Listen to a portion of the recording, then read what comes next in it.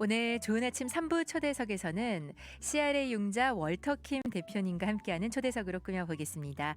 이 자리에 월터킴 대표님 함께해 주셨어요. 안녕하세요. 네, 안녕하세요. 또 한 달 흘렀습니다. 네, 한 달이 정말 순식간에 지나가고 네, 벌써 2월이 됐습니다.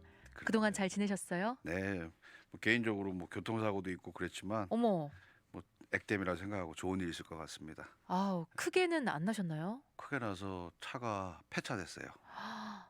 그런데 정말 크게 나셨군요. 근데 몸이 진짜 몸은 뭐 어떠신지? 에어백 3개 터지고 그래서 에어백 때문에 외상은 별로 없는데 네, 외상 후 증후군이 좀 있는 것 같아요.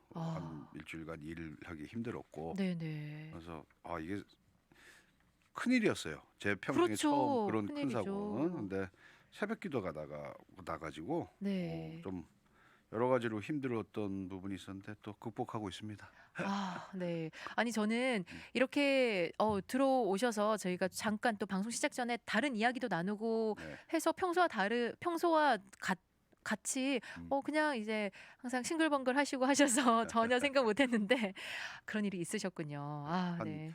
지지난 토요일 새벽기도였으니까 지난 일주일, 지금 8일, 9일째 되네요. 얼마 안 됐네요. 네, 네. 네.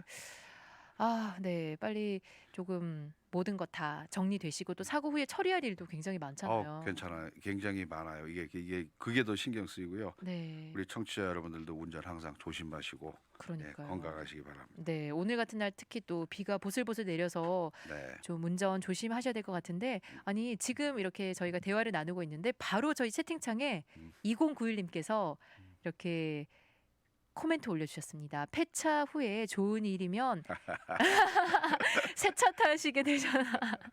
이건 농담이신 것 같고 네. 위로하고 또 축하드려요 대표님. 빨리 회복 바랍니다 하셨어요. 네, 감사합니다. 네. 새 차 타는 게 좋은데 차가 새 차였어요. 그게 1년이 안 된 차였어요. 아, 그 그래서 차도 새 차였는데 근데 하여간 일단 뭐 몸이 네. 큰 외상이 없으니까 정말 감사한 네, 일입니다. 감사하네요. 예, 네. 아, 저도 빨리 회복하시기를 바라겠습니다. 감- 자, 오늘 그렇다면 주제로 바로 들어가 보도록 할게요. 오늘은 어떤 이야기 저희가 한번 나눠볼까요? 네, 오늘 융자의 조건이라 해가지고 사실은 지금 우리 청취자분들을 위해서 제가 이게 저희가 이제 3월 달에 나가는 네. 우리 KTN 옆 방송국에서 하는 그 이제 매거진에 네. 제가 매달 칼럼을 쓰고 있잖아요. 근데 그 칼럼 3월 달 내용을 먼저 청취자분들하고만 먼저 나눠볼까 해서 네. 그 내용입니다. 그러니까 융자의 조건 하면은 개인 융자, 비즈니스 융자에서 무슨 서류가 필요하고 또 개인 융자, 비즈니스 차이점은 뭐가 있고 그 외에 또 그런 다른 융자는 또 뭐가 있을까요? 하는 이제 그러한 세 가지 부분을 이렇게 좀 디테일하게 나누는데 시간이 과연 될지 모르겠지만 네. 시간이 되는 한도 내에서 제가 한번 말씀을 나눠볼까 합니다. 네, 좋습니다. 어떻게 보면 기본이 되는 그런 사항인데 조금 깊게 들어가면 알아야 할 것이 굉장히 많잖아요. 융자의 조건과 종류에 대해서 오늘 이야기를 해 주실 텐데요. 혹시라도 저희가 대표님 내용을 다 끝내지 못하시면 또 3월에 발행되는 저희 매거진 통해서 또 자세하게 한 번 더 확인하실 수 있을 것 같습니다. 네, 그렇습니다. 네, 좋습니다. 자, 그렇다면 먼저 융자에 필요한 서류 참 중요하잖아요. 융자에 필요한 서류부터 알려주세요. 네. 일단 서류가 기본적으로 우리가 은행에 문을 두들길 때 은행에서 요구하는 서류들이 있습니다. 네, 뭐 아주 상식적으로 간단히 생겼던 뭐 운전면허증이라든가 뭐 소셜 시큐리티 카드라든가 이제 이건 기본적인 거고요. 서류라고 얘기할 때는 뭐가 필요하면 최근 2년치의 개인 세금 보고 네, 그리고 봉급자인 경우에는 2년치의 W2 그리고 자영업자인 경우에는 비즈니스 세금 보고 그게 이제 1120 IRS의 1120이라는 폼이고 개인 보고는 우리가 1040이라 그러죠. 네, 1040 폼. 네, 그거 2년치들을 일단 기본적으로 요구합니다. 융자 규모나 융자 프로그램에 따라서 3년치를 요구할 경우도 있습니다. 네, 근데 일반적으로 이제 2년치를 요구하는 게 기본이고요. 그거 외에 이제 비즈니스 융자인 경우에는 법인 서류 그러니까 뭐 코퍼레이션 오브 아리클리를 하는데 법인을 스테이트에 주 정부에 등록하게 돼 있거든요. 네, 그러면 이게 법인이 제대로 설립이 되어 있는가 이걸 알아보는 법인 사업체 재정 그 서류 그러니까 개인 법인으로 안 돼 있는 우리 소규모의 개인 사업 하시는 분들은 assume name이라 그러죠. assume name에서 그 CD 카운티에서 발행하는 게 있어요. 네네. 그런 거에서 이제 그거를 확인하고 그다음에 이제 비즈니스 융자의 경우에는 꼭 필요 요구를 하는 게 financial statement이랍니다. 보통 financial statement이라고 하면은 우리 재정 보고서 한국말로 하면 그렇게 되는데요. 말 그대로 그 재정에 대한 건데 그럼 세금 보고는 무엇이고 재정 보고서는 무엇이냐? 네. 세금 보고는 재정 보고서를 바탕으로 내가 세금을 보고하는 거고요. 그러면은 이런 경우 있죠. 벌써 2월이 됐잖아요. 그러면 금년 2월 2달간 혹은 한 달간 하는 거 우리가 예를 들어 뭐 6월 달에 융자가 들어갔을 경우 네. 금년 5년 5개월치는 없잖아요. 작년 2010 우리가 2019년 세금 보고까지 있고 네. 20년 들어와서 한 비즈니스는 없으니까 네. 그걸 보통 인테림 파이낸셜 스테이트라고 그래요. 그 기간 그 세금 보고 끝난 그 다음 해 익년도에 1월 1일부터 그 전달 말일까지 네. 그게 이제 6월 달에 융자가 들어가면 5월 31일까지 음. 4월 달에 들어가면 3월 31일까지 금년도의 재정 보고서를 요구를 하게 되죠. 항상 요구를 하나요? 항상 요구를 하죠. 아. 그게 인테림 파이낸셜 스테이트 왜냐면은 그게 뭐 몇 달 사이에 무슨 큰 변화가 있겠어요? 그렇지만 은행 사람들은 일단 내가 이걸 자기네들이 그걸 깊이 들여다보냐는 본인 언더라이터의 권한이고 네. 그 원하는 맨데토리예요. 그러니까 기본 서류 패키지에 들어가 있어요. 네. 그러니까 요거는 대부분 손님들이 이제 본인들이 거래하고 이용하고 계시는 회계사님들하고 네. 얘기를 하면은 준비를 해줘요. 그러면 그 파이낸셜 스테이트먼트는 뭐가 들어가냐? 그러니까 밸런스 쉿 말 그대로 대차 대조표예요. 그러니까는 네. asset 내 자산과 부채 liability 이것이 계산을 해놓은 게 있고요. 그 다음에 그거랑 같이 그러니까 profit and loss statement이라고도 하는데 P&L이라고도 하고 이게 뭐냐면은 뭐 이름을 미국에도 여러 가지 이름을 써요. profit and loss statement, P&L은 그 줄임말이고 그다음에 income statement 뭐 이렇게 네. 해서 그게 뭐냐면 3개월 당 영업 실적, 뭐 한 달, 두 달, 3개월 그 기간 동안에 영업 실적에 대해서 얼마를 남겼다. 그것이 대차대조 표현 밸런스 이제 반영이 되겠죠. 네. 그래서 그렇게 만드는 것을 이제 financial statement이라고 하고요. 그다음 최근에 와서 두드러지게 은행에서 많이 요구하는 게 3개월 이상, 3개월치 이상의 뱅크 스테이먼을 요구합니다. 그렇군요. 이 네. 뱅크 스테이먼이 왜 필요하냐면요. 사실 제가 제 경험으로 봤을 때 이게 굉장히 합리적인 서류고 모든 걸 볼 수 있어요. 돈의 출납, 네. 내 비즈니스에 돈이 얼마가 들어오고 얼마가 나가는가를 음. 이거를 한 달치, 두 달치, 3개월치 한 뭐 몇 달에 걸쳐서 쭉 보면은 이 회사가 어떻게 운영이 되고 네. 얼마가 드는 거야. 이거는 뭐 정말 빼도 박도 못하게 다 숨길 수 보여요. 없죠. 예, 네. 그러니까 이거는 이전에는 우리가 뭐 세금 보고라든가 파이낸셜 스테이트먼트 이걸 기준으로 많이 가다가 점점점 추세가 이 뱅크 스테이트먼트에 더 집중하게 되더라고요. 네. 그러니까 뱅크 스테이트먼트를 그러니까 현금을 많이 움직이시는 분들 이런 분들은 상당히 이제 이게 잘 관리를 하셔야 되는 부분이에요. 네. 그러니까 분명히 매상은 내가 한 달에 뭐 5만 불을 찍는데 네. 실제 은행에는 2만 불밖에 들락달락 안 하면은 그럼 이 의심을 하게 되죠. 나머지 3만 불은 다 캐시를 그러면은 이 사람이 탈세를 하는 거야. 말은 못하지만 그렇게까지 생각을 할 수 있기 때문에 네. 요 부분에 대해서 우리가 좀 짚고 넘어가야 돼요. 이 최근에 와서 이게 많은 추세로 그러니까 네. 은행에서 거절될 때 사실 은행에 있는 친구들은 말을 굉장히 조심합니다. 왜냐하면은 자기의 거절 사유를 보면은 굉장히 두루뭉실하게 얘기를 해요. 아. 그러니까 당신은 이것 때문에 안 됩니다. 명확하게 크레딧이라든가 네. 뭐 이런 것은 정확하게 집어줘요. 크레딧 스코어가 우리가 뭐 익스페리언에서 뽑아본 스코어가 부족하기 때문에 안 됩니다. 이렇게는 뭐 어필을 할 수가 없잖아요. 그런데 네. 이제 그거 외에는 뭐 too many inquiry 신용 조회를 너무 많이 해서 안 됩니다. 뭐 그다음에 리볼빙 뎃이 많다. 결국 크레딧 카드 빚이 많아서 안 됩니다. 이거는 이 문장에 그냥 기본으로 들어가 있어요. 보통 거절하는 사유에 문장. 네. 그러니까 정확하게는 이제 깊이 들어가면 요거는 이제 오프 더 레코드로 내가 저 같은 경우는 이제 저희들하고 거래하는 은행의 이제 그 오피서들을 아니까 아, 이거 왜 안 되는 여쭤보시는군요. 거야? 네. 그러면은 걔네들이 이거 해서 이렇게 돼서 이거 설명을 듣죠. 근데 그거를 공식 공문화해 가지고는 안 하지만 그냥 자기네들 불편한 거죠. 모든 수치상으로 서류상으로 만든 거 수치는 굉장히 좋아요. 네. 막 십몇만 불 이익금도 남았고 막 이렇게 됐는데 실제 은행 뱅크 스테이트를 딱 보니까 아무리 계산을 해도 만 불 이상 안 나거든요. 그러면 그 이제 몇만 불의 그 괴리에 대해서 네. 나 이거 의심스러워 이렇게 말을 못 하잖아요. 음. 그러니까 뭐 여러 가지 이렇게 두리뭉실한 이유를 대 가지고 거절을 합니다. 그래서 그 서류가 기본이고요. 그러니까 항상 꼭 기억하셔야 되는 게 뱅크 스테이트먼트 그러니까 우리가 이렇게 생각하시면 돼요. 내가 프라핏으로 1년에 그러니까 세금 보고를 참 답답하게 제가 이제 손님들하고 대화를 하면서 늘 같은 문제들이 발생하는데 무엇이냐면요.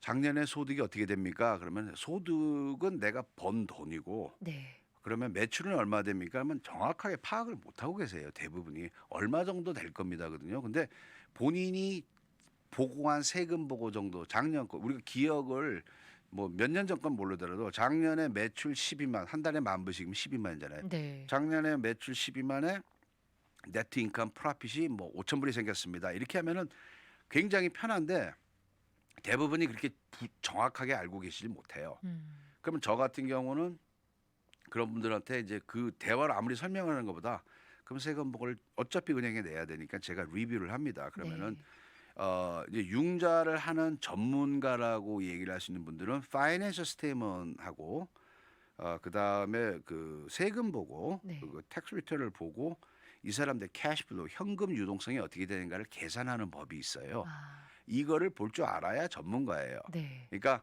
그냥 뜻 보고 네트 인컴이 얼마야?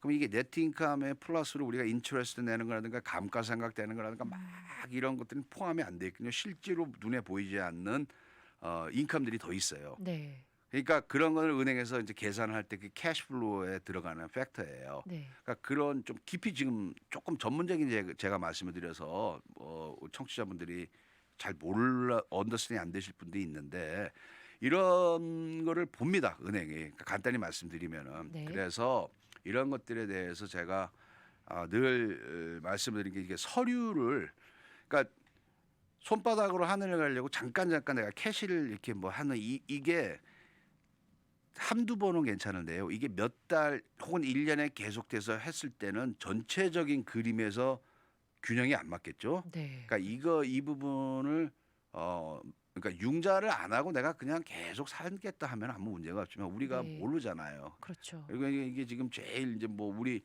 자식 키우는 분들 다들 공감하시겠지만 뭐 지난달에도 제가 말씀드린 대학교 학자금 융자하고 또 이게 세금 보고하고 또 연관돼 맞물려요. 있죠. 그러니까 네. 이게 그럼 어떻게 하는 게 잘하는 보고냐? 이게 사실 딜레마예요. 그러니까 그렇네요. 본인이 계획을 금년, 내년 뭐 이렇게 좀 길게 보셔야 돼요. 왜냐하면은 1년치를 보는 게 아니기 때문에. 그렇죠. 그러니까 은행에 있는 친구들이 얼마나 영리해요. 그러니까 1년치를 보면은 작년만 반짝하면은 그걸 알 수가 없으니까 네.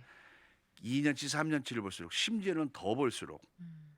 이제 이 사람의 그러니까 인컴에 대해서 어떤 확증이 생기죠. 네. 어느 정도 이게 피팩처럼 나오니까. 네. 네.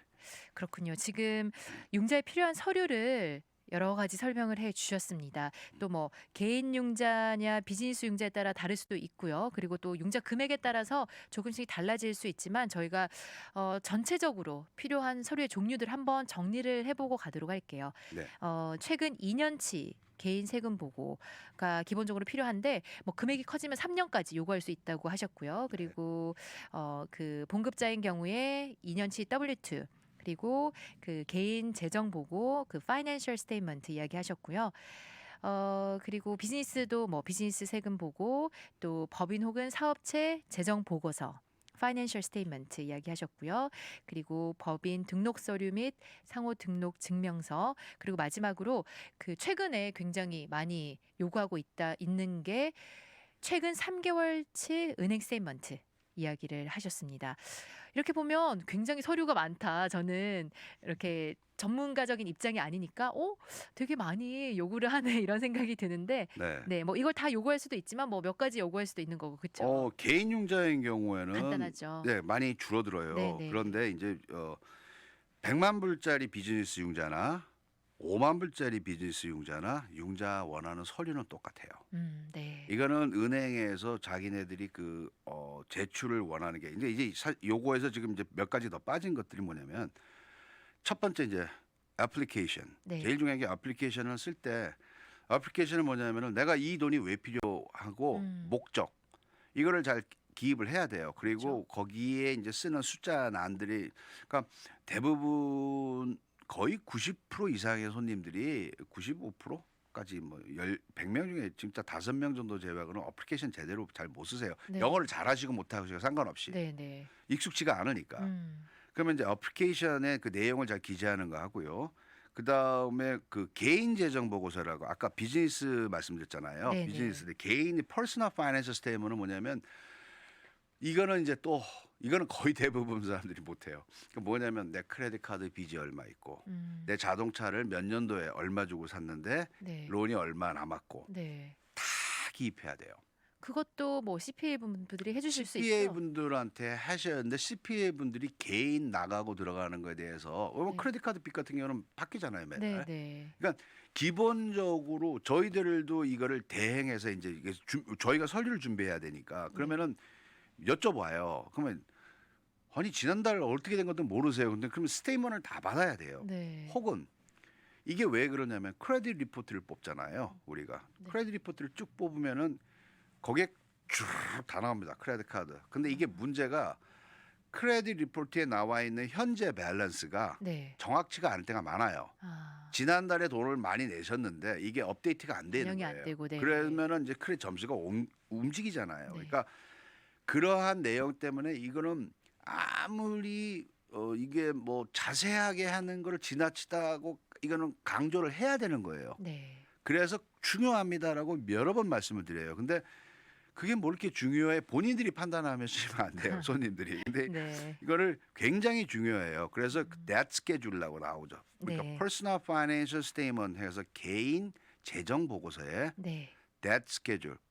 debt schedule은 뭐냐면 이제 빚이 얼마 한 달에 그러니까 크레딧 카드 빚이 얼마고 자동차는 얼마고 집 몰개지는 밸런스가 얼마고 이런 걸 다 기입을 해야 돼요. 네. 비즈니스도 마찬가지고 비즈니스를 다를 전에 1, 2년 전에 뭐 가게를 살 때 SBA 융자를 받은 경우도 있고 네. 그런 융자가 밸런스가 얼마고 이런 걸 다 기입을 해야 됩니다. 네. 그다음에 이제 비즈니스인 경우에는 뭐 ARAP, Account Receivable, Account Payable 이게 뭐냐면은 이제 뭐 장사를 하시는 경우, 도매를 하시는 경우 외상 거래들이 있잖아요. 네. 내가 외상으로 사오는 것도 있고 외상으로 주는 것도 있고. 그렇죠. 그러니까 이것도 이제 자금의 흐름을 봐야 되잖아요. 음. 그러니까 상상하시는 거 이상으로 일이 많다는 거. 그렇네요. 여러 가지 맞아요. 은행이 호락호락 이렇게 그냥 융자를 해 주는 건 아닌 것 같습니다. 네. 저희가 서류만 이야기를 했는데 시간이 훌쩍 지나갔어요, 대표님. 그러네요. 네, 저희 잠깐 광고 듣고 와서요. 지금 채팅창 보시면 질문해 주신 분도 계시고 또 많은 분들이 대표님을 걱정해 주셔서 또 다른 분이 그러네요. 몸조리 잘하시라고 이야기도 하셨는데요. 저희 잠깐 광고 듣고 다시 초대석 이어나가도록 하겠습니다. 오늘 좋은 아침 3부 초대석에서는 CRA 융자 월터킴 대표님과 함께 이 융자의 조건과 종류에 대해서 이야기 나누고 있습니다. 저희가 먼저 융자에 필요한 서류 이야기를 나눴는데 전반부가 훌쩍 지나갔어요. 이렇게 다양한 서류들이 뭐 융자에 따라 다르지만 이렇게 은행에서 요구하는 서류가 많이 있습니다. 우리 청취자분들 질문을 주신 분들이 계신데요. 또 질문에 저희가 답변을 해드리도록 하겠습니다. 대표님, 인컴이 7만 불인 사람이 빚이 하나도 없다면 살 수 있는 집값이 어느 정도에서 찾아야 하나요? 하셨습니다. 굉장히 대표님 이제 다시 주택 이제 구입하시는 네네네. 분들 많이 이제 봄 되면서 그렇죠. 지금쯤부터 이제 시작이 되죠. 네네네. 그래서 올해 집 사려고 하는데 하시는 분들 많으실 것 같은데 좀 도움이 되셨으면 좋겠습니다. 집값을 네. 어느 정도에서 찾아야 하는지. 예, 이게 시간 관계상 제가 짧게 핵심만 말씀을 드릴게요. 네.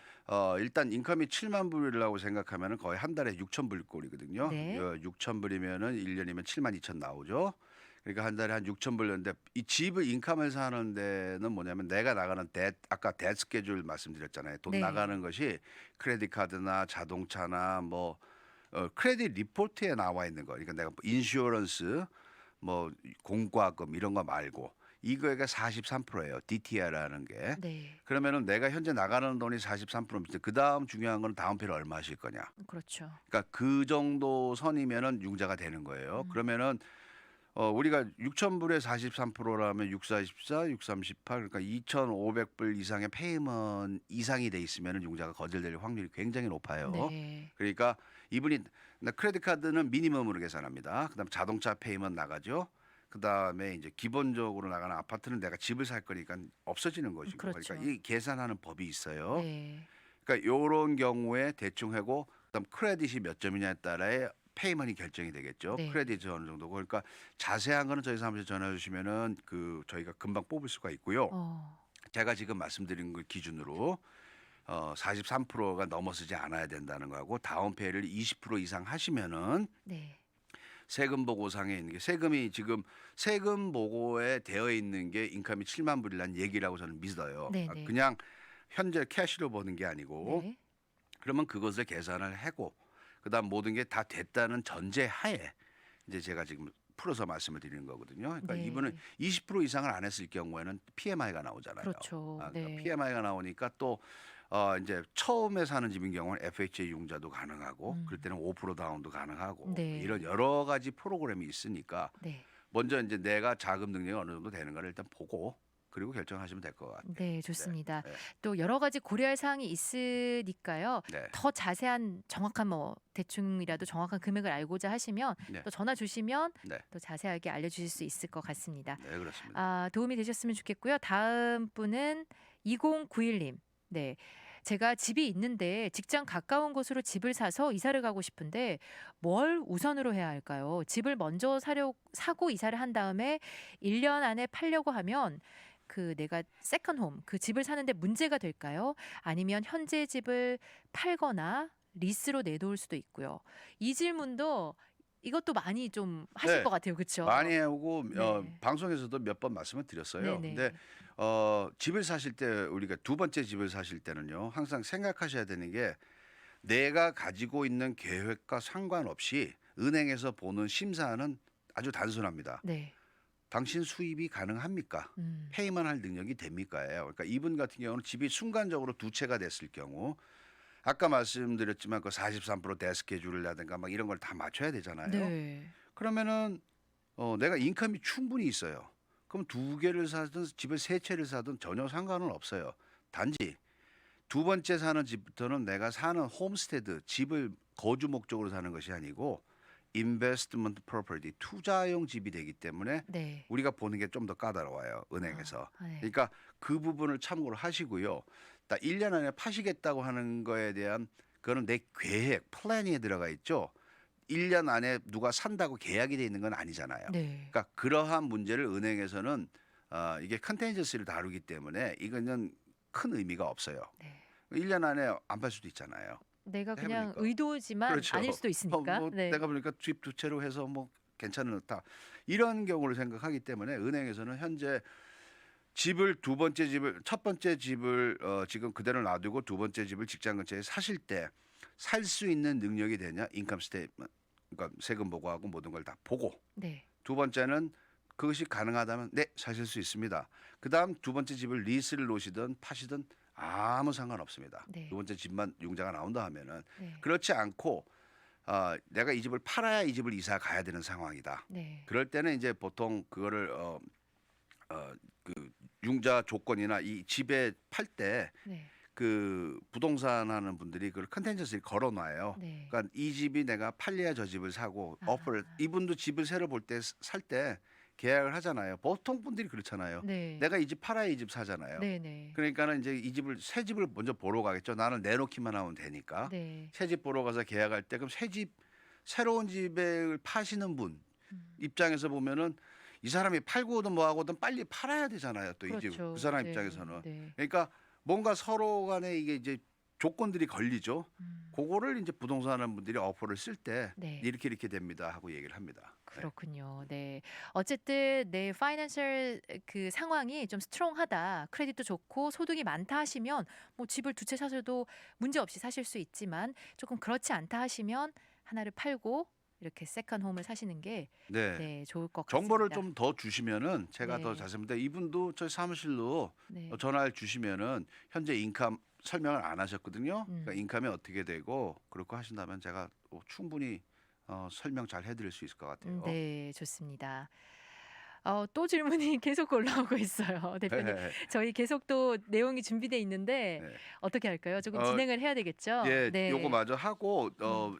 오신 분들 우리 사무실 214-782-9477로 언제든지 전화 주세요. 네. 그러면은 개인적인 상담 이런 거 다 해드리니까 언제든지 전화 주십시오. 네. 이게 사실 질문이 좀 제너럴할 수도 있지만 음, 어 개개인의 상황에 따라서 답변이 굉장히 달라질 수 있잖아요, 대표님. 그럼요, 그러니까요. 네. 그럼요. 그러니까 조금 구체적으로 내 상황에 맞게 좀 답을 얻고 싶다 하시는 분들은 뭐 저희가 이렇게 방송에서 설명을 드리는 것보다 전화를 주시면 여러분 처하신 상황에 맞게 정확하게 답변을 해 드릴 수 있을 것 같습니다.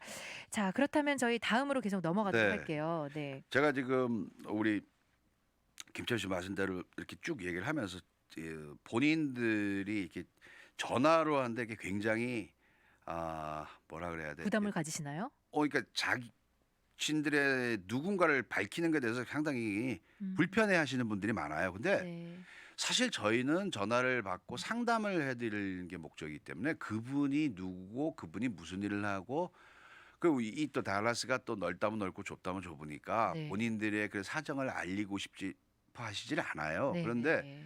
저희들은 마찬가지로 법적으로 이 본인들의 프라이버시를 지키게 돼 있어요. 그 법에 이건 형사법이에요. 그러니까 네. 우리가 어디 가서 함부로 그 사람에 대한 얘기를 못 하고 그리고 상담을 받으시려는 분들이 먼저 오픈을 해 주셔야 돼요. 그렇죠. 정보라든가 이런 네. 거를. 그래야지만 저희가 그분이 원하시는 답에 가장 근접한 음. 해답을 꺼내 드릴 수가 있어요. 그냥 일반적으로 나 크레딧 720점인데 한 달에 1년에 나 5만 불 버는데 융자 얼마 나와요?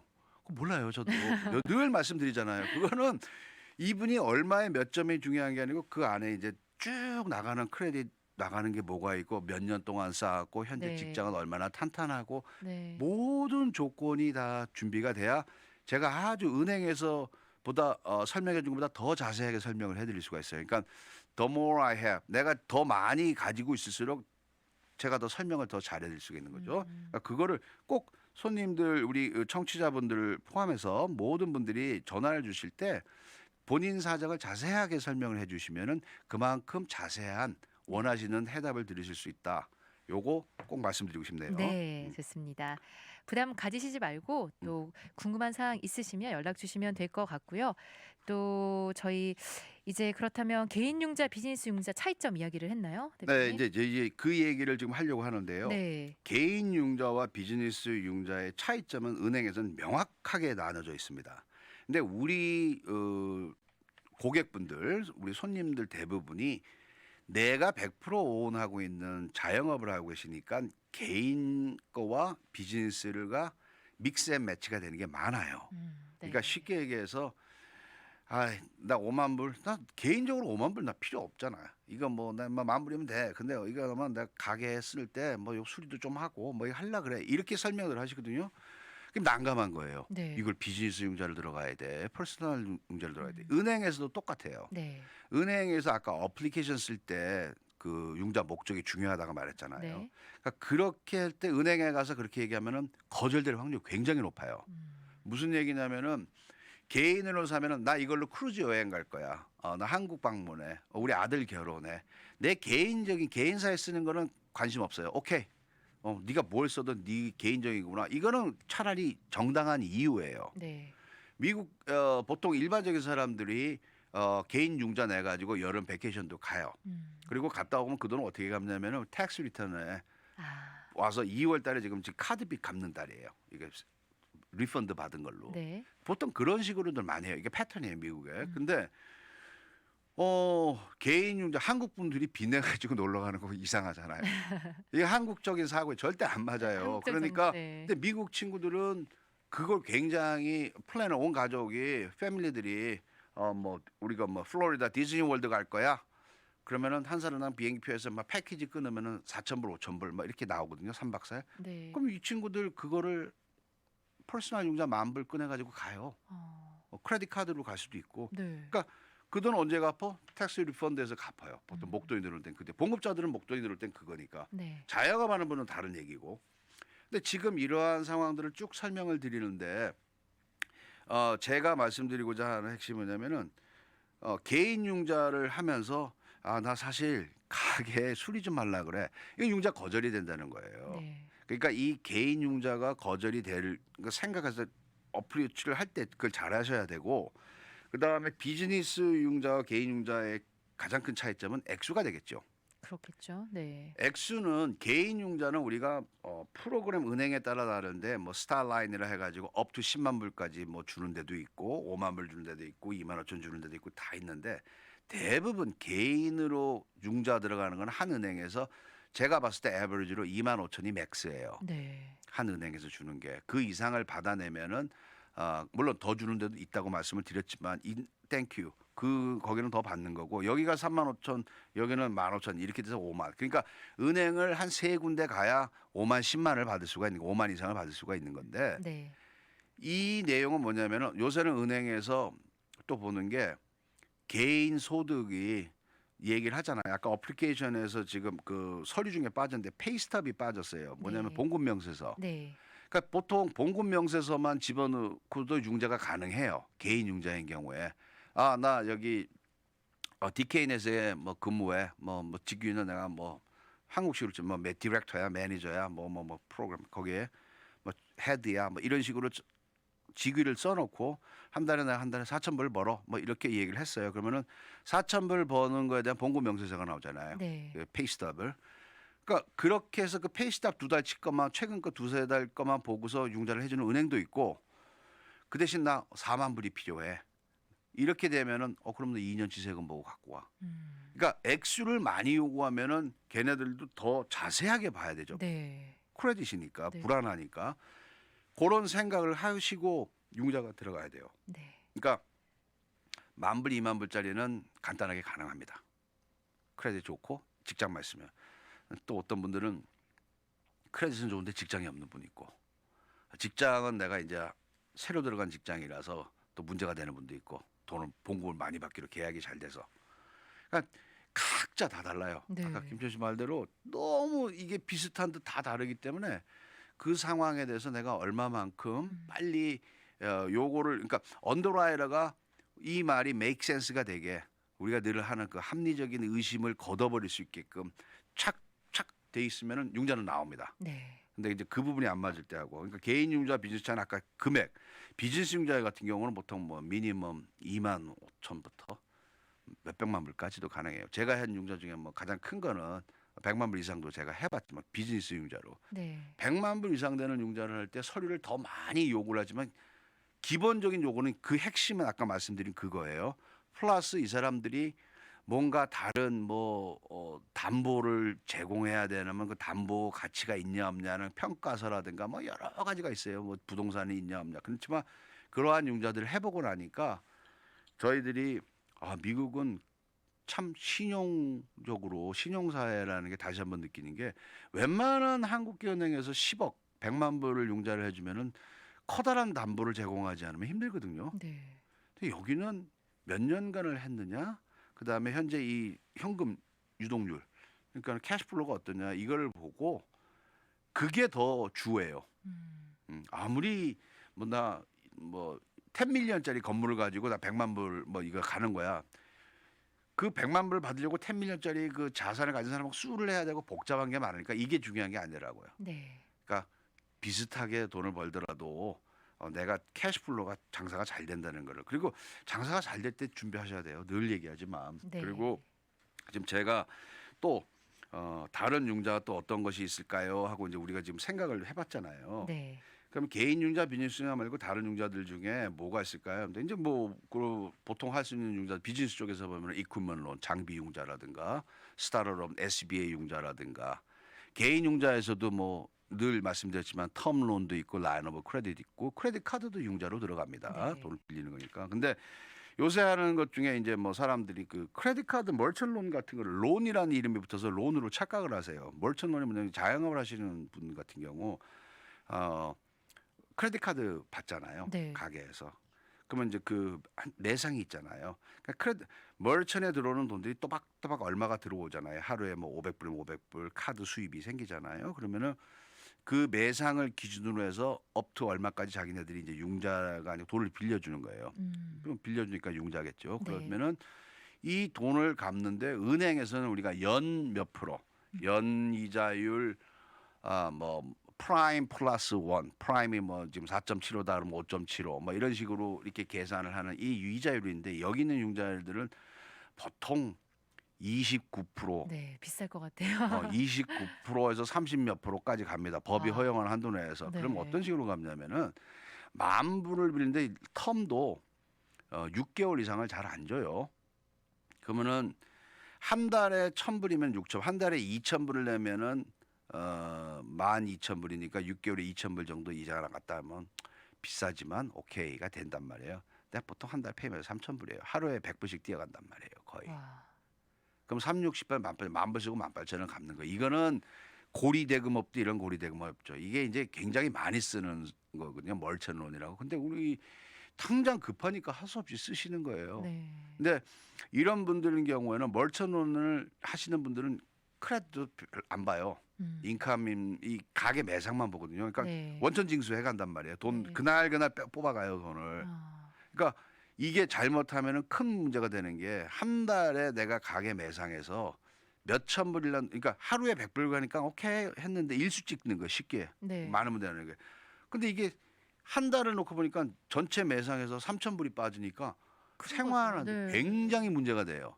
그래서 이게 오히려 망가지는 지름길이 될 수 있어요. 그러니까 그거를 융자라고 착각을 하시는데 그건 융자가 아니에요. 그냥 네. 고리대금업 잠깐 가게 시장에서 일수 찍는 일수 하듯이 하는 거니까 이거 조심하셔야 돼요. 네. 꼭 제가 그 얘기는 이거 방송에서 꼭 말씀을 지금 전에도 한번 비슷한 얘기를 하는 것 같은데 그러니까 이거를 꼭 말씀을 드리고 싶은 게 이 피해자가 상당히 많아요. 이 돈을 갚으려고 융자로 전화가 많이 와요.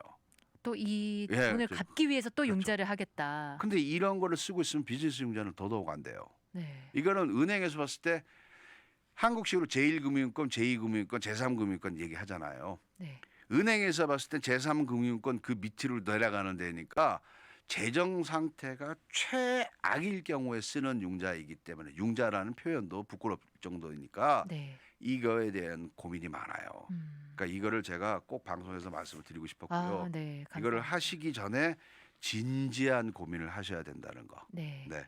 이 멀천론이라는 거 좀 조심하라고 이야기를 해주셨습니다. 이전에도 방송 출연하시면서 항상 이야기해 주셨던 게 내 재정 상황이 괜찮을 때 크레딧도 좋고 상황이 괜찮을 때 내가 정식적으로 론을 받을 수 있을 때 필요한 것들 이렇게 론을 받는 게 가장 좋다고 뭐 당연한 거겠지만 네. 네, 그렇게 이야기를 해주셨고요. 오늘 또 질문도 많이 올라왔는데 저희가 이렇게 시간을 꽉 채웠는데도 다 질문 답변을 못 드렸어요. 문의하실 사항 있으신 분들은 214-782-9477, 214-782-9477번으로 문의를 따로 하시면 좋을 것 같습니다. 오늘 우리 월터킴 대표님 함께해 주셨습니다. 마지막 인사드리고 보내드려야 할 것 같아요. 네, 항상 제가 한 달에 한 번씩 나와서 이 말씀들을 드리고 하는데 제가 하는 방송이 유익했으면 좋겠어요. 네. 저는 그 이상 뭐 바라는 것도 없고요. 많은 분들이 정보를 듣고 꼭 저희 회사를 이용하지 않으셔도 본인들이 올바른 결정을 하시는데 조금이라도 도움이 됐으면 하는 게 욕심이고요. 지금 우리가 융자라고 잘못 알고 있는 것들 그것이 융자가 아니다 하는 거를 깨달으셔야 되는 거하고 그다음에 네. 내가 융자를 하려면은 늘 말씀드렸지만 미리 준비하셔야만 좋은 결과를 낼 수 있다는 거 그거 꼭 말씀드리고 싶네요. 아, 네. 네. 마무리까지 잘 해주셨습니다. 오늘 CRA 융자 월터킴 대표님과 함께 초대석 함께했습니다. 대표님 감사드립니다. 감사합니다.